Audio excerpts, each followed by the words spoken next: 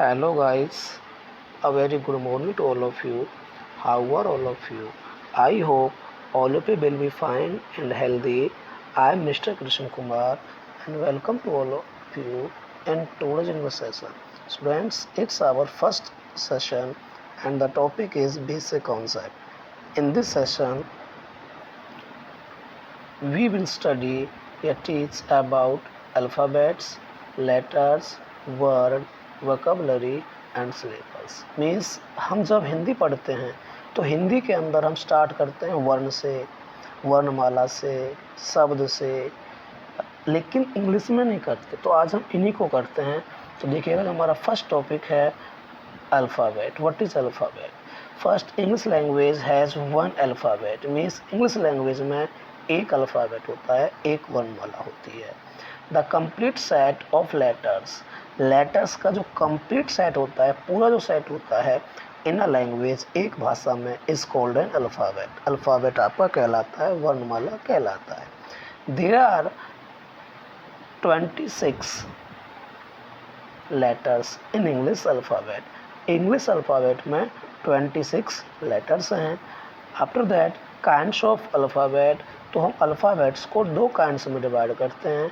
First is vowel with second is consonant. Vowel होते हैं ए, ई, आई, ओ, you, ये हमारे 5 होते हैं एंड कंसोनेंट जो हमारे बच गए ये हमारे 21 होते हैं। After that what is letters? It's our second topic, letters. Letters जो होते हैं means first vowel, the letters which are pronounced with open mouth allowing the free flow to the air are called vowels. Means वो letters कि जो हमारे खुले हुए mouth से हवा को फ्री फ्लो में करते हुए प्रोनाउंस किए जाते हैं वो आपके कहलाते हैं vowels. Second is consonant. Consonant क्या कहलाता है? The letters which are pronounced by stopping the air flowing freely through the mouth are called consonant. Means letters which are pronounce, वो लेटर जो प्रोनाउंस किए जाते हैं बाय स्टॉपिंग द एयर, हवा को रोकते हुए, मीन्स जो हवा को फिल होता है उसको हम माउथ के अंदर रोकते हुए बोलते हैं, वो कहलाते हैं आपके कंसोनेंट। आफ्टर दैट एक नोट लिखा हुआ है। नोट में क्या लिख रहा है कि जो आपका W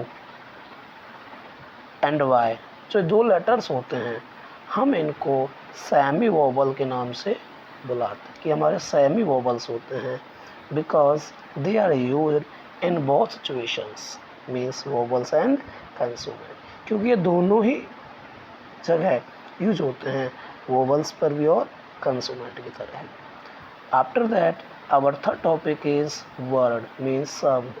शब्द क्या होता है?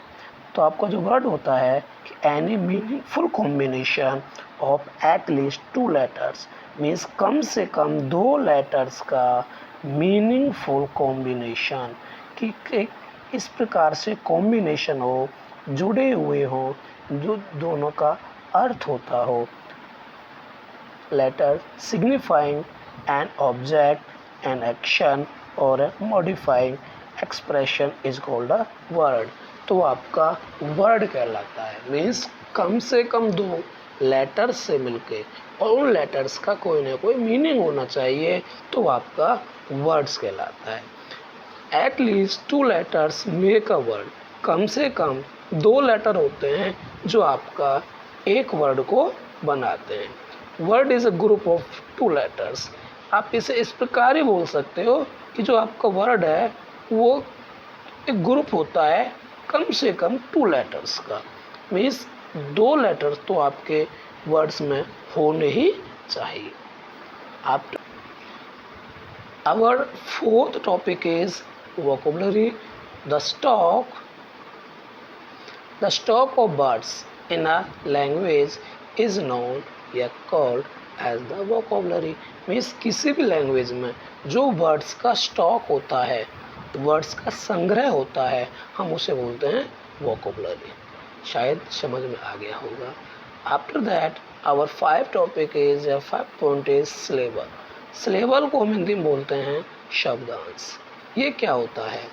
तो unit of pronunciation having one vowel sound, एक इस प्रकार की प्रोनाउंसिएशन यूनिट होती है जिसमें एक वोवल की साउंड होती है विद और without surrounding consonant forming the wall और ए पार्ट ऑफ अ वर्ड, एक वर्ड के या तो पार्ट को या पूरे वर्ड को ही कंसोनेंट साउंड होती है जो उसके या तो उसके साथ होता है या उसके बिना, लेकिन वोवल का होना जरूरी होता है। एग्जाम्पल देखिएगा कि there are two syllable in water, कि जो आपका वाटर है इसके अंतर्गत टू सिलेबल हैं, first is wa and second is ter. Same आपका नीचे जो आपका अगला लिया है कि there are three in four inferno, कि जो आपका इनफिरनो हमारा वर्ड है उसमें थ्री सिलेबल हैं, first is in, second is fer and third is no. Syllables की हमारी सेकंड डेफिनेशन है कि अ syllable is a part of a word, कि एक वर्ड का पार्ट होता है that contains a single vowel sound, जो कम से कम एक सिंगल वोवल साउंड रखता है and that is pronounced as a unit, और उसके जो प्रोनाउंस होता है वो एक यूनिट में होता है। एग्जाम्पल देखिएगा कि जो बुक है, बुक हैज़ वन सिलेबल, क्योंकि हम बुक को एक साथ एक ही झटके में बोल सकते हैं तो आपका ये कहलाता है one syllable. And reading has two syllables, क्योंकि रीडिंग को हम री प्लस डीइंग दो बार में बोल पा रहे हैं तो यहाँ पर कहलाता है टू सिलेबल्स। आई होप समझ में आ गया होगा, यदि समझ में नहीं आया तो प्लीज़ मेरे से पर्सनल कांटेक्ट कर सकते हैं। आपके स्क्रीन पर ये नोट्स के ऊपर नंबर लिखा हुआ है, आप इस नंबर पर संपर्क करके मेरे से समझ सकते हैं। Thank you and have a nice day.